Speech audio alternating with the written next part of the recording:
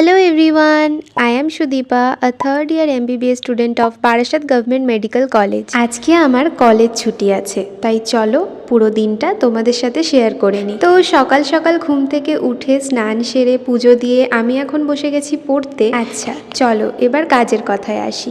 শর্মিষ্ঠা মণ্ডল বলে একজন আমাকে কমেন্ট করেছে যে দিদি তুমি প্লিজ নিট রিলেটেড কিছু ভিডিও দেবে, মানে এইচএসের সেমিস্টার প্লাস নিট প্রিপারেশন কিভাবে করব, আর যেই অ্যাডভান্সড পিওয়াইকিউ করতে হবে নিটের জন্য, আর তুমি কি কি বই সলভ করেছো। তো দেখো, যেহেতু তুমি এইচএসের স্টুডেন্ট সেই জন্য তোমাকে তো 12-এর বই পড়তেই হচ্ছে, আর ওটাই তোমার নিটের কাজে লাগবে। এবার বাকি রইল 11-এর কথা। দেখো, এইচএসের সাথে সাথে নিট ক্লিয়ার করতে হলে তোমাকে তো 11-12 দুটোর ওপরেই ফোকাস করতে হবে।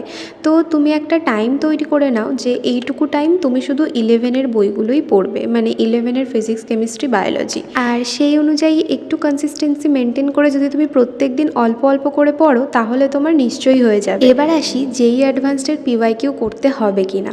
দেখো, আমি যখন নিট প্রিপারেশন করছিলাম তখন তো যেই অ্যাডভান্সডের পিওয়াইকিউ করিনি, কিন্তু নিট 2025-এ যেরকম কোশ্চেন এসেছে সেটা তোমরা সবাই দেখেছো। তো সেটার ওপরে বেস করে সব কিছু করে রাখাটাই আমাদের জন্য ভালো, কারণ কোনবার কীরকম কোশ্চেন আসবে সেটা আমরা কেউই প্রেডিক্ট করতে পারি না। তাই তুমি যদি ফিজিক্সের জন্য যেই অ্যাডভান্সডের পিওয়াইকিউ করে নিতে পারো তাহলে সেটা অবশ্যই তোমার জন্য অনেক বেশি হেল্পফুল হবে। এবার বাকি রইল আমি কি কি বই সলভ করেছি। যেহেতু আমার কাছে আকাশের মডিউলগুলো ছিল, আমি শুধু ওগুলোই সলভ করেছি, আর মক টেস্টের যে পেপারগুলো থাকতো ওগুলোই আমি বাড়ি এসে অ্যানালাইসিস করতাম। আর তোমাদেরকেও আমি এটাই বলবো যে কোনো একটা সোর্সের ওপর ডিপেন্ড করতে, কারণ 1000টা বই সলভ করার থেকে একটা বই বারবার সলভ করা তোমাদের জন্য অনেক বেশি হেল্পফুল হবে। যাই হোক, তোমাদের আর কারো নিট রিলেটেড কোনো কোয়ারিজ থাকলে তোমরা অবশ্যই আস্ক করো, আমি নিশ্চয়ই রিপ্লাই দেবো। চলো টাটা।